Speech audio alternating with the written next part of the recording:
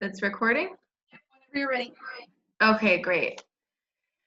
Good evening, everyone, and thank you for attending this brand new preservation school class called Preservation During the Pandemic. My name is Kelly Carroll, and I'm Historic Districts Council Director of Advocacy and Community Outreach, and I'm joined this evening with Julia Charles of the East 25th Street Historic District Initiative in East Flatbush, Brooklyn. We're both live from Brooklyn this evening. So before I get started with the program, I wanted to introduce HDC for those of us who may be guests this evening. So Historic Districts Council is celebrating our 50th year this year, and we work in advocacy, education, and community outreach. So, and we also have programming. So tonight combines a little bit of everything. So not only are you attending a program that will educate you, but you'll learn a little bit about our on-the-ground advocacy, working directly with communities. So we work directly with over 500 community groups in each borough, and we are the only group that reviews every special permit or certificate of appropriateness that goes to the Landmarks Preservation Commission nearly every week. So, and we testify every week. So please sign up for our emails, and we hope that everyone can join us on November 10th, right around the corner, for our annual Landmarks Lion celebration. It's going to be a little bit different this year because we can't all meet in person, but it's still very important to show up for us because it's been a difficult year for everyone, and there will be some lovely surprises in store. So with that, thank you all again, and we're gonna jump right into this. Sound good, Julia? I'm ready to go. So, preservation during the pandemic. So when everything, I had met Julia the summer prior to all of this, so a little over a year ago. And when we met, no one, of course, had any idea that this would happen. And when the pandemic started in March, when it reached New York City, we were all a bit concerned that, what does this mean for historic preservation moving forward? The LPC wasn't meeting anymore. Everybody was home. It was a bleak moment for reasons more severe than preservation, of course. But what has been astounding about this is not only when this goes to a vote, will this be the first historic district in New York City designated remotely, calendared remotely, had a public hearing remotely, but the work that Julia and her community did on the ground to really keep morale high, which kept preservation in the fore of people's minds on this block. And so this is a lesson in perseverance, and I hope that everyone tonight can apply a lot of these lessons to their own individual concerns in their neighborhoods. If you're trying to landmark your block or your neighborhood, please take note, because Julia truly is in a remarkable case study of endurance during the pandemic. So, Thank you. So the seeds of all of this, I would be remiss to start this presentation without highlighting the founding members of the East 25th Street Block Association. So block associations are incredibly important for any type of neighborhood change, and the presence of Julia's Block Association is how the whole idea of maybe historic preservation and landmarking is something that they wanted to pursue. So thank you to, what are their names, Julia? Oh, this is Hazel and Vernon Dean, and I'm lucky enough to live right next to them. They're founding members of the Block Association, established. I think they started to group together in the late 70s and formally created a Block Association in the early 80s. So it's long-standing, and a lot of the foundation and the work that we do is it's on their backs. Absolutely. Excellent. And I wanted to emphasize this just because if you don't have a block association yet, maybe this should be step number one before you all think about running off and creating historic districts. So this is since we can't all go to East Flatbush, soon we will. Soon HDC will have a walking tour and we'll all get to look at this awesome place. So we're gonna do a virtual walkthrough of the neighborhood just so you all can see exactly what we're speaking about tonight in this lovely block that Julia gets to call home. So there two-story bow-fronted Renaissance Revival row houses, both done in brownstone, which you see here, and a mix of limestone, which is really neat because they were all done by the same developer, yet they were different building materials. So it was on purpose. It wasn't one developer decided to do limestone and then his pal across the street, his competition across the street did brownstone. So you have this really interesting mix along this block.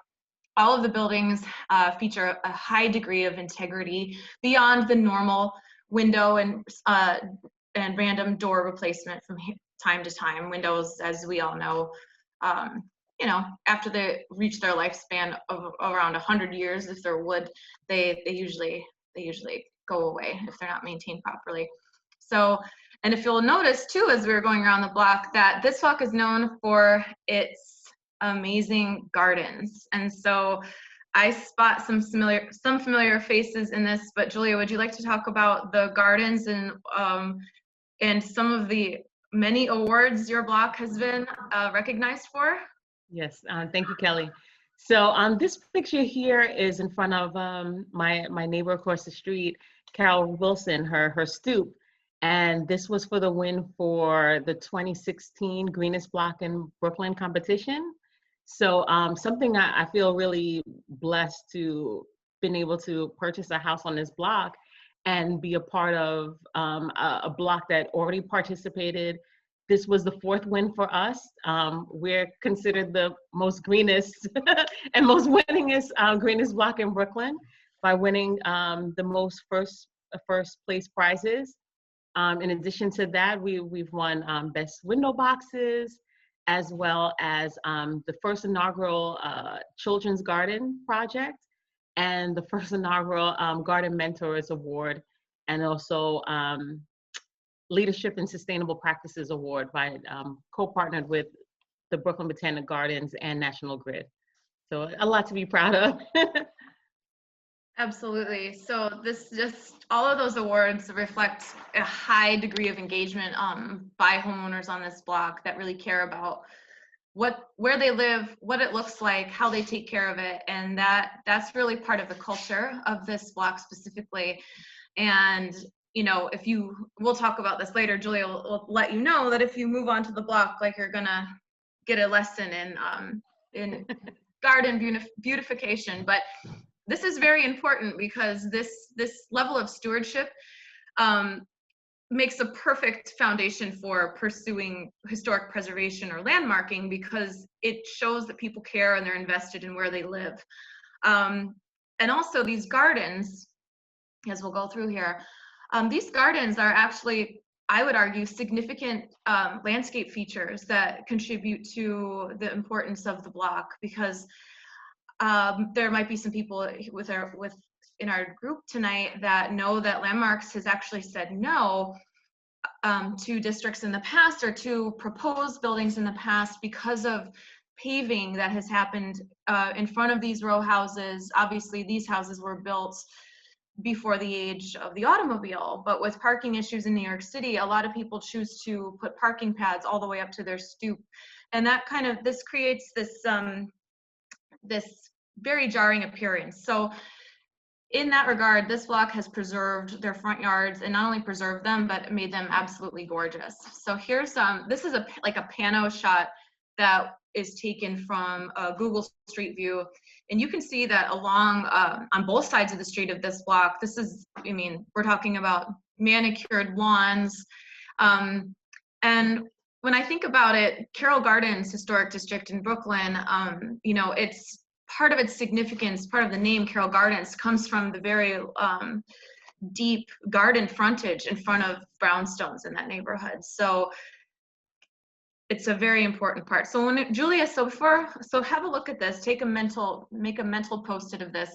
So this is East 25th Street. And then if we move to East 26th, which is their sister block, which was developed by the same developer, the same building company at the same time.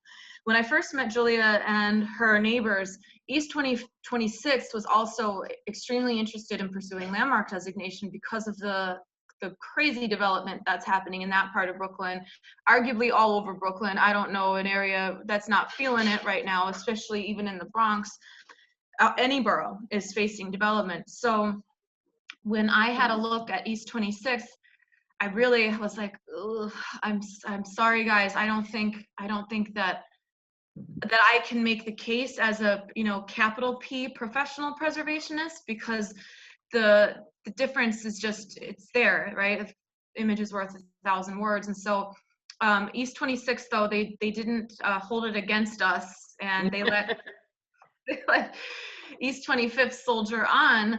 But this is just an example when you're looking, integrity matters. When we're talking about an individual cultural landmark, there are specific cases right now where you're lacking in architectural integrity. If there's a cultural narrative that you can supplement with the integrity problem, that's one thing. But when you have a whole block that is compromised, it makes it harder to speak about.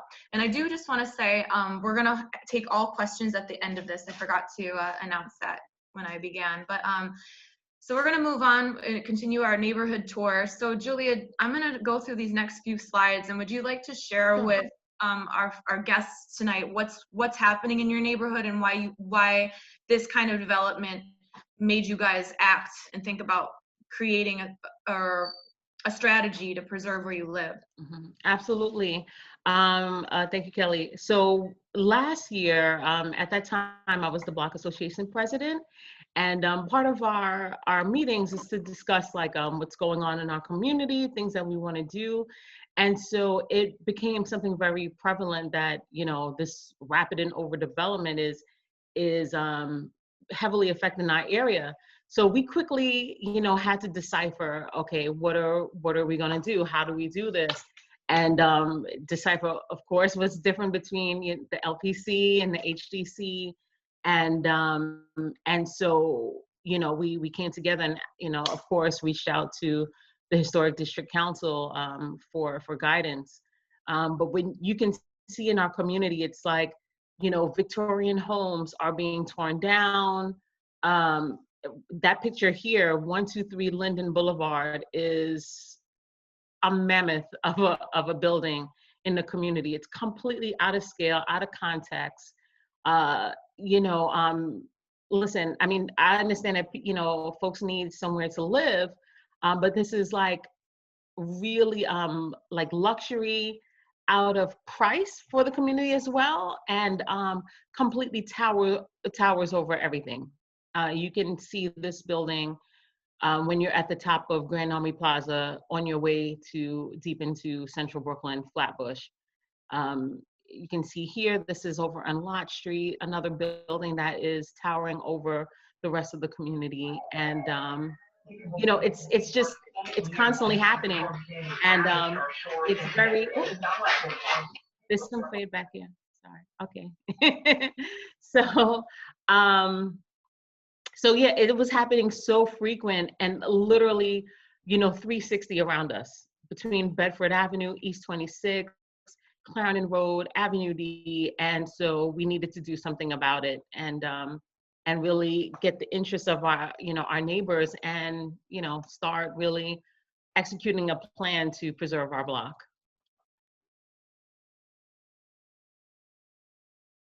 Okay, and I just had myself on mute too to minimize noise.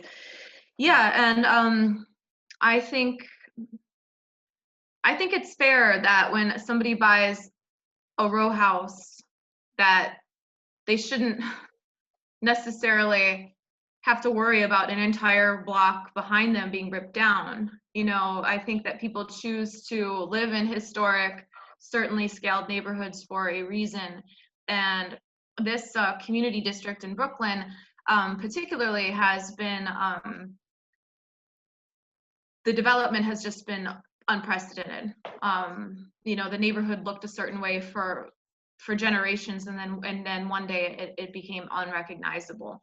So so let's have a look at what we're talking about here. So right now, the other thing about this community district, which by the way is Community District 17 in Brooklyn, there is only, at this time, because remember East 25th Street is not yet landmarked, there is only one designated landmark in the entire community district. And if you all can see my mouse, that is this guy up here. So these little dots, that's actually outside of the community district. And this is the Wyckoff House. So that the Wyckoff House was actually the first individual landmark ever designated. So we're talking about a community that has not had landmarks set foot in it since 1965. This is the only landmark that exists there, and this is going to be, so this is like, it's pretty important, stuff. This is going to be the first historic district in the area. Here it is in gray. So I wanted to point that out, that when I first started, when I met Julia and I began, my analysis, everyone please keep themselves muted during this. Thank you. When I began my analysis, that's one of the first things I looked at was, well, let's see what else they have out there as a community, to make the case. And I was shocked that not only were there no historic districts, but there was also only one landmark, and it was the very first landmark ever designated. So this is a zoom out, so everyone knows where we are in terms of, and I just picked 342 as a random building in the middle of the block, but that's where it's like right in the heart of Brooklyn. And then this is a zoomed out map as well, showing the districts that are around it that are designated. So this is what we collectively refer to as Victorian Flatbush. This is obviously Prospect Park. So, Julia's district, because I call it Julia's historic district. I don't care what the Landmarks Commission says. Julia's historic district is really our first district that's wandering out into this area of the borough. So it's really awesome stuff. So I'll let Julia go ahead and talk about the process of, so Julia, I know that the idea of this originated within your block association meetings, and maybe you could talk about that and then the steps taken from there. Absolutely. So during the block association meetings, we of course we talked about what's happening in the community in our area, and how can we combat that, just being everyday neighbors and homeowners. And again, we deciphered between the supportive organization, the Historic District Council, and the Landmarks Preservation Commission, but from there we were lucky enough, Kelly, to have you come out to Flatbush and do a presentation. And that worked out really, really well, because you discussed the Historic District Council, what the organization's scope of practice is, and then what it would mean to be landmarked, and what are the benefits from there. And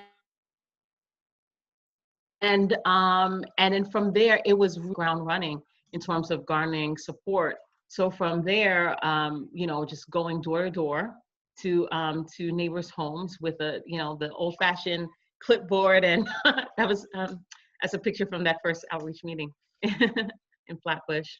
But going door to door with a clipboard in hands and petitions, and just letting folks know, like, listen, this is what the block wants to do. This is how we want to go about it. Will you support our block being designated as a historic district? And that was really fantastic, because it was great to have the support of the direct neighbors, the direct stakeholders involved. So that was really crucial. And then additionally from there, spanning out, having the support of our community, so like you said, even like East 26th Street, although they weren't great candidates, so to speak, to be a historic district, they were very supportive of that happening for us, and still remain supportive and wrote letters of support. In this picture here, you can see, you know, during our student night events or our block party, that happened to be our block party, you know, we had the petitions out every time. So if you wanted a glass of wine, you had to sign the petition. And that was great. And also we were lucky enough too to have our newly elected council member, Farrell Lewis, there as well. So one of the things prior to her receiving that seat, it was her and her competitor, of course, had an opportunity to speak to our neighbors during the Block Association meeting.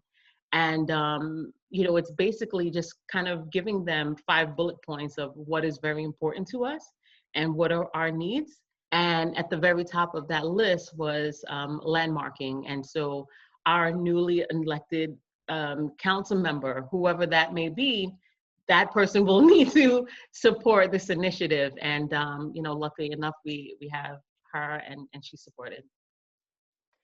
Great. Yeah, and we're gonna talk about the importance of having your council person having your back. And I realize that not every community has that, but it is crucial, and we will talk about that in a little bit. And I did skip ahead because I wanted to show you all this image. So there's kind of like Julia, without a doubt, carried this initiative forward in more than one way.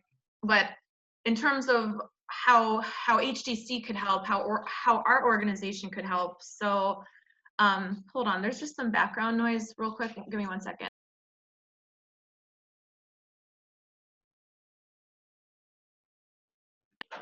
Sorry about that.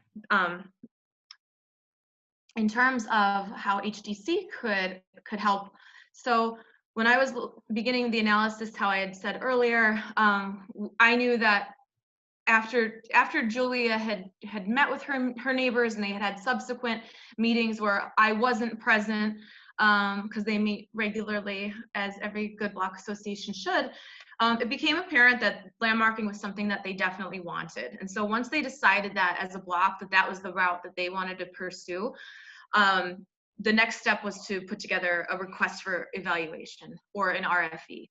So that is the official form that one fills out when you're asking the Landmarks Preservation Commission to consider you for either for a historic district or an individual building, whatever it may be. So I just want to go back to that.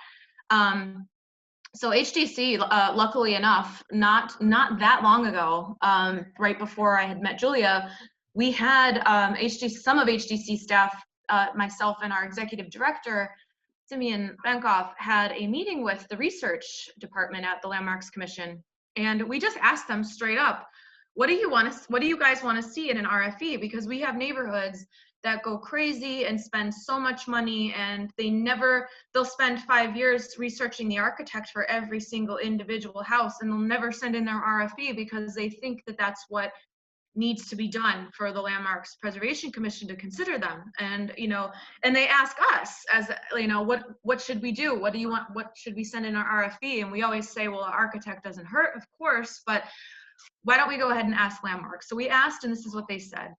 Integrity is important, okay? That's probably something that's not going to change culturally in preservation for a while, because that's a visual field, right? They want to hear some type of narrative, like whether it's a development history, like about transit or a certain immigration pattern, or was there an industry there? Like, how did these buildings come to be in this place in this specific time? And in New York, nothing is by accident. You could arguably any building anywhere has a history behind it. So they want to know how these buildings got there, and they wanted a narrative about that. Okay, fine. Does it have a sense of place? Send us glamour shots. They actually said, please send us pictures, because if you don't send us nice pictures, we're going to go on Google Street View, and that's going to be our image when we evaluate the property. But if you send us nice pictures and you give us a sense of what we're looking at, that's going to really help. So, okay, noted. Glamour shots are important.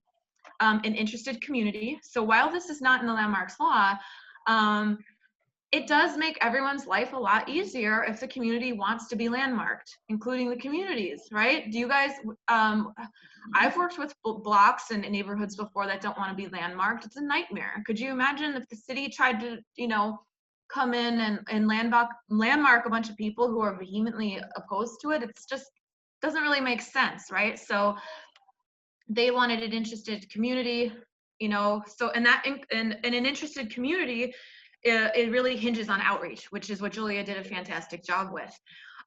Any cultural aspects they find, you know, which that can embellish your building beyond just its pretty facade are important. And then of course, this sounds very, very simple, but you'd be surprised, guys, how much the Landmarks Commission gets applications and there's no boundaries of where people want their historic districts. So even if you print a Google map and you get a Bic pen and you just make an X or a triangle or whatever around your boundary, you need to show them that, because otherwise, you know, it's too much information. So this is what they wanted in the ideal RFE. So while Julia was doing outreach, I did a little bit of research on this block so that we could put together a really good RFE. And I started looking at old maps of this part of Brooklyn, and what I found was that in 1905, there was nothing here. There was not, so here's our street. This is plate 116, so this is actually on a different map plate, but I know because I looked at it that there's no houses there. So I know in 1905, right off the bat, this block was not developed yet, which is pretty late if you think about the development of Brooklyn overall, especially not that far from the park. So here's the a zoom out of the map I just showed you. So you can see the neighborhood during this time. Here's 25th over here. You know, 26, there's nothing there yet. And then we got some detached wood frame things going on. We got a couple pockets of row houses, but really not that much. So if we skip forward just about 10 years or so, this is 1916, and then look, boom, it exploded, the development here. And I know now because of research that was because of trolley lines. It was transit, essentially. So let's zoom to East 25th in 1916, and here is Julia's block. So we see the bow fronts, here they are, and then we also see on this side the brownstone fronts, which are painted for us on the map. And then once I had kind of a date narrowed down, I was able to just use the Brooklyn Eagle, which is online and it's free, everyone, and you can search by year. You can use, you know, you can say 1900 to 1915. That's all I want, and I'm going to put East 25th in quotations, and let's go nuts and see what we get. So you know, there was articles about how much real estate was blowing up in this part of Brooklyn. You know, no more is the farmhouse. Here we are having these brand new buildings on the left side. And that's how we found the Henry Meyer Building Company, who developed Julia's and East 26 block. We found historic real estate ads that talked about all these houses. And is this the one that talks about Forest Tube Avenue? Maybe not. Anyway, so we found a lot of wonderful nuggets of information, and we were able to put, I mean, how it doesn't get much better than this, than when the street you're looking for. Yeah, it was awesome, actually. Yeah. Isn't an actual headline. So research is very important, and I want to emphasize that. And then we just looked at some tax photos real quick, which, by the way, are all available online now. And it's a wonderful thing to spend your spare time looking at. So yeah, and what we found was that, these buildings, they got their integrity going on, that's for sure. And these gardens are all there as well. So while we were doing the research, Julia was doing the outreach, as she talked about. This is an excerpt from one of her petition sheets. And I say this on a screen later, but details, it's not just for architecture. The devil's in the details. So on everything that she did, it had an official, you know, this is what you're signing, this is who we are, this is what it's about. Community support for landmark status. That's pretty clear. Here's their, you know, their block association name. So when Julia was putting together her RFE, which she wrote all herself. I wrote the letter for from Historic Districts Council to the Landmarks Commission, but Julia did everything. And so if we just go back down our checklist of requests for evaluation, we see absolutely architectural integrity, check. Development history, narrative, trolleys, check. Sense of place, I would say so, with their garden, going on, and the fact that there's no districts in CD 17 whatsoever. Interested community thanks to Julia's outreach, absolutely. And the cultural aspects are their gardens, and that it's largely a block of immigrants from the Caribbean. So we had a really cool RFE all put together, and this is an image of the cover sheet of Julia's RFE. And she did this without, me saying, here's a template, or anybody at HDC saying. So I just want to emphasize this because her index is extremely organized, it's thorough, and it's not just this, package of crazy papers arriving at Landmarks. They're going to get this, they're going to be like, oh, this is a nice block. And then, oh, wow, look at all this. So all credit to Julia putting together this RFE. Thank you. And then this is the statement of significance that was written. I'm not going to leave it on the screen long enough for everyone to read, but this is just, you can check out a couple buzzwords that we used, and definitely emphasized how it was the greenest block, because this block had an identity of its own before it became the first district in East Flatbush. So Julia, once you got all your neighbors on board and you decided and you sent in the RFE, can you talk a little bit about what you did after that? Sure. So it was very important to, of course, obviously get the neighbors on board, the direct stakeholders, but also gauge what's going on in the community, who will support, and what are their interests in historic districts and landmark status and so forth, because we don't have that in the community. And we were lucky enough to have churches support us, by writing a letter of support. And really one of our great big champions has been the Community Board 17. So they've, allowed me to come in and basically pitch or give a presentation during the land use meeting. And that was a great time actually to not just, say that we want to be landmark, but like compare us to other communities and other community districts. So Prospect Lefferts Gardens and Crown Heights, and show that our properties are very much so similar in style, but no other block in our community has that kind of, has that distinction, and why, and really, put together a case to say why we should be supported.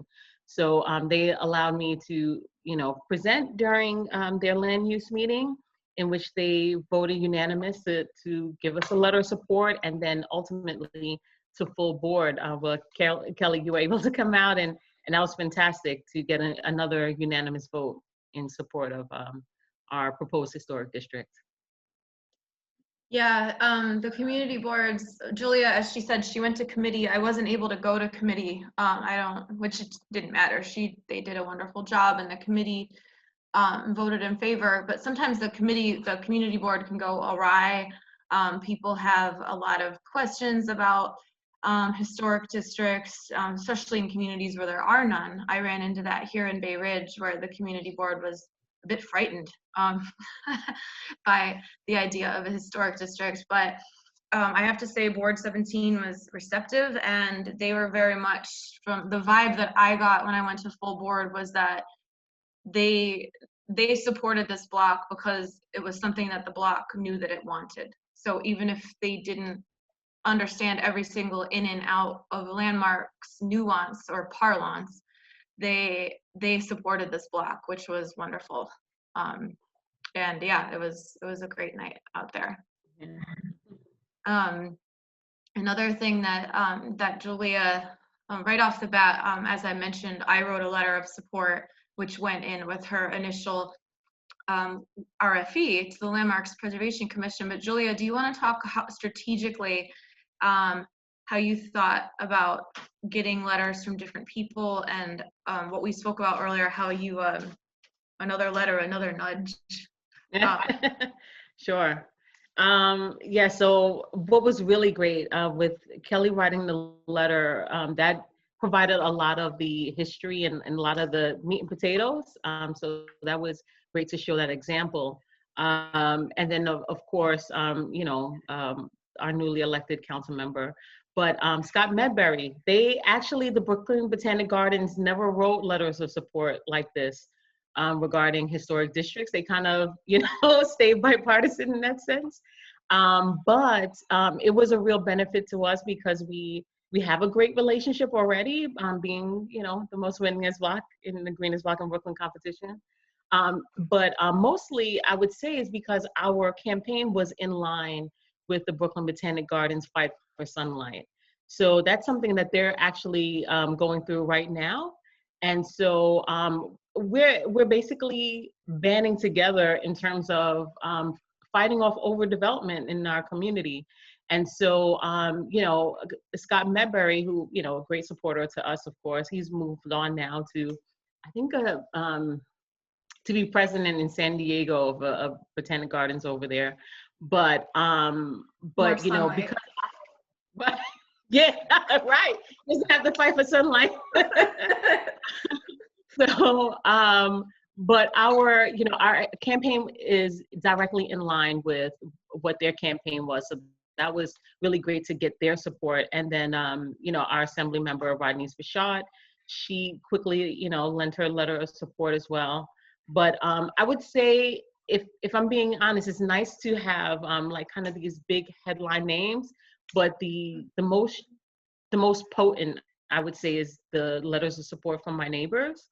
So something I would, you know, I would say that was really helpful is to kind of have like staggered deadlines asking for letters of support. And so so I would, you know, let my neighbors know what's going on, where we're at in terms of the whole overall initiative through like, you know, writing a newsletter and so forth. But what I would do is ask for letters for my neighbors to write letters of support with different deadline dates. And that was meant to kind of each letter that was sent to the LPC to be like a nudge to say, hey, look at us, you know, hear us, see us, we care about this. And so it's kind of like, if I'm making a sports analogy, you would say like send a blitz, you know? So, you know, every other month there would be like a new wave of letters of support that would go to the LPC to kind of nudge them and say, hey, look at us, we're still interested. They're receiving their letters, and know that it's coming from the community and the neighbors, the direct stakeholders. Yeah, and that's so incredibly smart. I worked with a community in Jackson Heights that did the same thing. Actually, they would except they would use the phone. So they would have somebody else. They would have a different group member. It would be their month to call the Landmarks Commission and say, "Hey, what's any news for us, guys?" And they did that for a long time.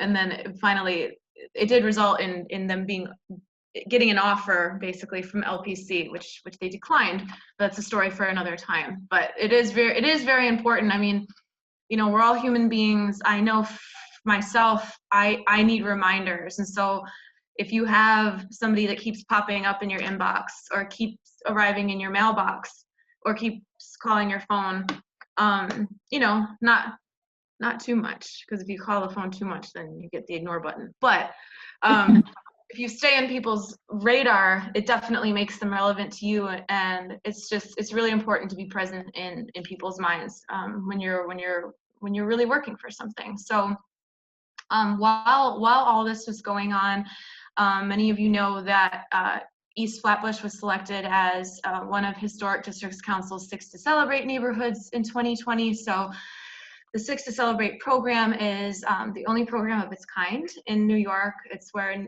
neighborhoods self-nominate themselves to be our priority as an organization for a calendar year. So we selected East Flatbush in fall of 19 based on, we choose for a lot of reasons.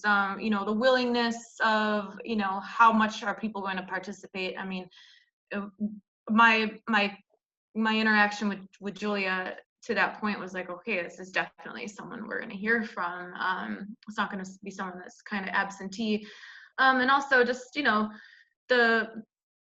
we found East Flatbush to be very, very meritorious, and we also prefer to work with communities that are underrepresented, especially with landmarking. So there was like a perfect candidate. So with part of the benefit of being a Six to Celebrate community is there's a press release that goes out in January each year.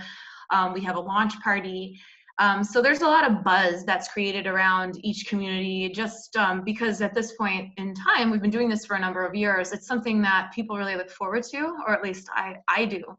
And so we created some buzz with that. And then, so it kind of becomes like a household name almost in Curbed or Brownstone, or you're like, oh, there's that East 25th Street block again. So another really important outreach tool that preservationists rely on is the media, right? So real estate news, there's never a shortage of it in our city. And this was obviously prior to this year, but you know, preservation campaigns get awesome coverage. And so Julia's, you know, as I said, they already had a reputation of being the greenest block. There was a lot of buzz around East Flatbush, even prior to, as we see here, you know, in November of last year, so almost a year ago now. You know, the press can be preservation's best friend, and I'm very concerned about that right now, because we've lost a lot of our local journalists in these little rags since, you know, the economic downturn. So I'm hoping that changes. So here's another one in Caribbean Life. So as Julia has said many times, they're the winningest, greenest block. They have a catchphrase. It just goes on and on. And you know, these all were wonderful sound bites from Julia. That people know about the block anyway, as I've mentioned. And then also Julia, I'll let her speak to the importance of outreach and social media and this amazing logo that she designed. Thank you. Yes. Well, in terms of social media, that's just in general now, that's just a great way to garner a lot of attention. And so, so it's kind of like the easiest thing. You know, you go on Twitter and, you know, you reshare a post, or you like a post, or, you know, like the LPC, they have like sometimes these little quizzes, and it was kind of cool the other day, last week, they put the quiz and actually added the Wyckoff House. That surprised me. So that was nice. But in terms of the logo, what I liked about the logo, the outside kind of is reminiscent of like a cornice, and also a little bit of like the old New York City tokens, how it has kind of like that edge. I thought it was cool. Our train lines are not actually green and green, but I like the green because we, you know, fancy ourselves as the greenest block in Brooklyn.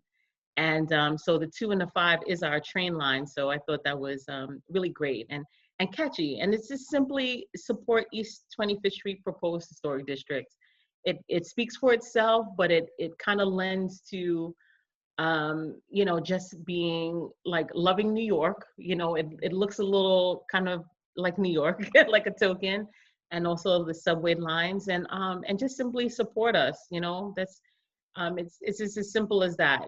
You know, so that was great. In terms of with the Facebook group, that's a good way to kind of funnel a lot of the events, like how the preservation conference was, you know, to highlight with pictures there, and also a great tool to, you know, use with social media to share our online petition with the change.org. So it's just a great way to engage to a larger group of people, you know, aside from just email blasts and phone calls and of course, you know, face to face.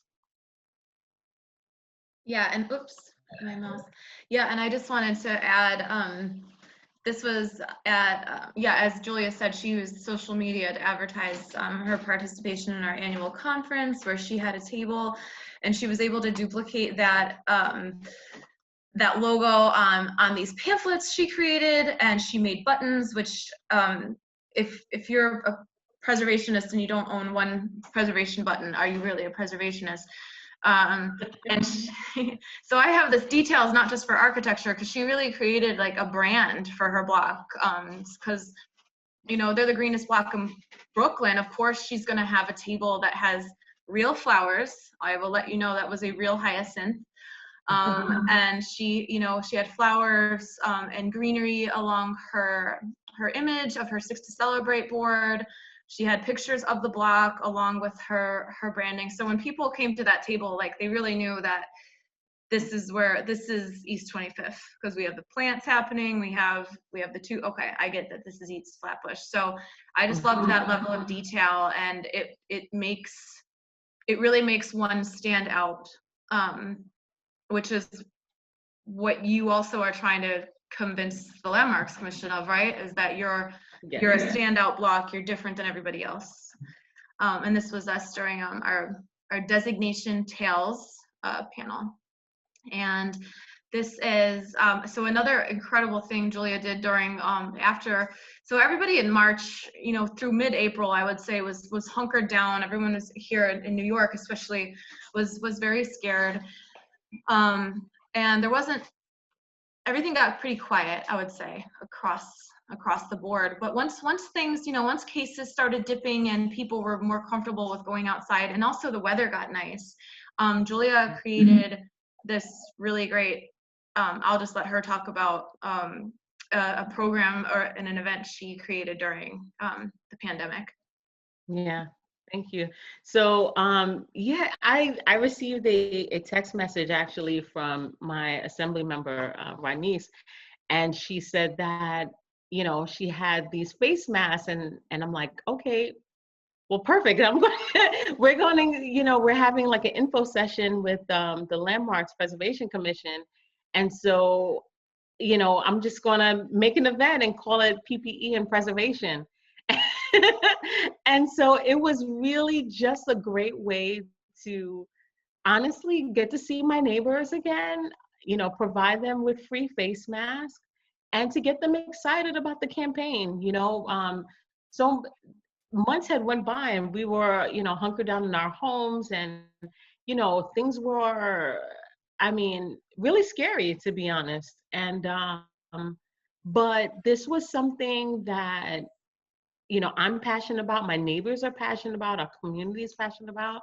But I think the key thing is that when you lead an initiative, you know, you have to breathe life into it. You know what I mean? And so, you know, if you're just completely silent, it will remain dormant and silent. So it was just, it was important to just kind of have a little event, call it PPE and preservation. Folks can come by, you know, get their free mask, talk a little bit, you know, while social distancing, and get some more information. They were able to get the pamphlets with, you know, with the logo, as well as some of the literature that Kelly Carroll had provided before during another meeting. Yeah, and that's just such an easy community outreach thing. I mean, local elected officials were doing tablings where they were distributing masks throughout New York City during this time also, as there were shortages. It's hard to believe that now, because I feel like I see masks like on every street corner now, but there were shortages. And so Julia, you know, she gave out information along with just, and not just giving masks. And so it, like she said, breathing life into your cause is incredibly important. So continued outreach. Parties are important, or they used to be. We preservation parties used to happen all the time. Like we don't, I shouldn't say we don't have many victories, but when we like to celebrate as preservationists the big wins and the small wins. They're all wins. And this was at our 50th anniversary launch party, which we coupled with the Six to Celebrate party this year. And so I wanted to highlight, which I guess we have to look forward to a better days when we can all hang out again and have some Prosecco. But prior to the pandemic, parties and networking in general were absolutely crucial. And so Julia not only came to our launch party, but she made sure to speak to the two most important people in the room, arguably. Julia, would you like to tell everyone who these people are and what you talked about? Yes. Yes, so directly to the left of me, that's the chair, Sarah Carroll, as well as the executive director, and I might butcher her name. You would know it better, Kelly. But yeah. Yes, ma'am. So what I think is important is, prior to attending any of these parties, is to do your research, kind of know who the players are, that, so to speak. And so my goal, I mean, obviously I enjoy Prosecco and yapping and, highlighting my block. But most importantly, the goal was to speak to the chair and really pitch directly to the person who was responsible for moving this forward, if chosen. And so it was so important. And to be honest with you, she's even mentioned it too in other info meetings, and also during the virtual meetings, is that how we actually began to even have this conversation was meeting at the Six to Celebrate party. And so it's just really important to kind of have your ducks in line. You're obviously not, it's okay to be casual, but to really know what the goal is for your campaign, and know off the top of your head all the highlights that you want to say about your block or your landmark property. Just have like let's say 5 nuggets that you have easily, that you can pull together and highlight to anyone, because you never know who you're speaking to. I mean, it could have, I'm lucky enough to have been able to speak to the chair, but I could have spoken to anyone and been able to pull those 5 nuggets, because we're house proud here, and proud of our block and our properties. And it was great opportunity to be able to have that face-to-face 101 when face-to-face was allowed. Yeah. Absolutely. Yeah. And that's so admirable, because I've even been, you have to get over being shy, and you have to ask for things that you want. I've been in parties or social situations before where I'm like, oh, there's that person I should talk to, but I don't want to. You have to get over that. And Julia just clearly made an impression. And I think, historic preservation, these buildings are for people, after all. When we landmark things for ourselves, for our families, for our community, we're not landmarking buildings for other buildings. It's for buildings are for people. And so I think when you put a face to these buildings that the Landmarks Commission is considering, I think it makes a big difference. Absolutely. So I do, obviously this isn't applicable right now, but it is something to remember when our world moves back towards normalcy, God willing. So after, speaking of the Landmarks Commission, not photoed, it was Kate Lamos McHale. So this was their official response at the beginning. So if any of you who don't speak LPCs, or whenever they say may merit, that is such a good, that's like, oh my gosh. Because if it's a no, then it gets filed as a no. If you ask again in 5 years, whoever's working there can open the door and be like, still a no. But they didn't say no.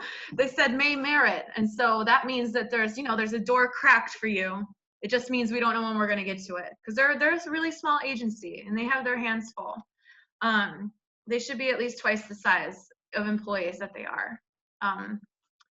So, they got a lot of work cut out for them, but I would argue that Julia's block made it very easy for them to do their job, because we didn't have anyone at the public hearing showing up screaming about why their house is going to be landmarked, which can happen. And as Julia mentioned earlier, these letters, these staggered letters filtering in, definitely, if this was on the back burner, it definitely moved it to the front. So here we are. So it was calendared during the pandemic on August 11th. And we had a public hearing last month on the 22nd. And this is, we had all positive testimony show up. It was very heartwarming. You don't have to be an expert in architecture or preservation to speak up for your block. And I think that really came through. And it was it was a bright spot, absolutely. And it was still hot in September, so I'll say this summer. I think that's 20 seconds Celsius anyway. So here's their statement, their blurb, right? So we talked a little bit earlier about an RFE and what it should include about stuff like integrity. So here it is. The proposed East 25th Street Historic District is a remarkably cohesive group of 56 row houses framing the street between Clarendon Road and Avenue D in the Flatbush neighborhood of Brooklyn. All of its houses were built by a single developer in the Renaissance Revival style between 1909 and 1912 and remain well preserved. So there's their little, that's what everyone should have. As you need a blurb, you need a statement of significance, and that's what a lot of what our RFE said, and they were able to condense that down, which also made their job easier for them. Here is a map of the proposed historic district, as you can see here. And by the way, this was the map that was proposed by Julia. This was the block did not include the buildings on the avenues. So this wasn't a case of a carve out or anything like that. So we're gonna end with this, and I'm gonna take some questions. We have a little bit of time for questions. We're about a little behind. We ended right within an hour. So it's gonna be the first historic district in East Flatbush. It's gonna be the first designation since 1965. And it's gonna be the first historic district calendared, heard, and designated remotely. So we're awaiting LPC vote, and then we're going to be official. So with that, we can go to questions, and I'm going to give Julia, how much time do you have for questions? Like, should we say 10 minutes? 10 minutes is fine. Okay. Sure. Okay, great. So I'm going to stop sharing my screen. Okay, so Susan Hopper has a question. I do. First of all, I loved meeting you at the party. Your group was the belle of the ball, the bells of the ball, and it was great fun. And as a former gardener who longs for a garden, I knew I would love your project, and I really do. I wanted to ask you, because you all talked. Susan, you broke up a little bit. Yeah. On illusion, not for the better. Susan, I'm sorry. You broke up just a little. Yeah. Okay. Telling me, guess, I don't know what it means, but it is. So what is it about your block in terms of the history or home ownership, or how did it, for over 100 years, preserve itself so that there's been very limited alteration, and there still is this extraordinary integrity and sense of neighborhood, which you see it fragmented on 26th Street. So clearly your block has an unusual history. I would say, so Susan, what made it so stays so great. You broke up a little bit, but I think I got your question. So I would say it's really the pride of my neighbors and really the mentoring, I would say, from one homeowner to the next. So it was, even when I bought my home, I was, my husband and I, we were very proud. And prior to even closing on the house, the one of the homeowners, the woman of the house, she would tell me about the parties she would have in her dining room, and the gardening that she would do. It was very, very clear what type of block this was, and what basically what expectations they have of you.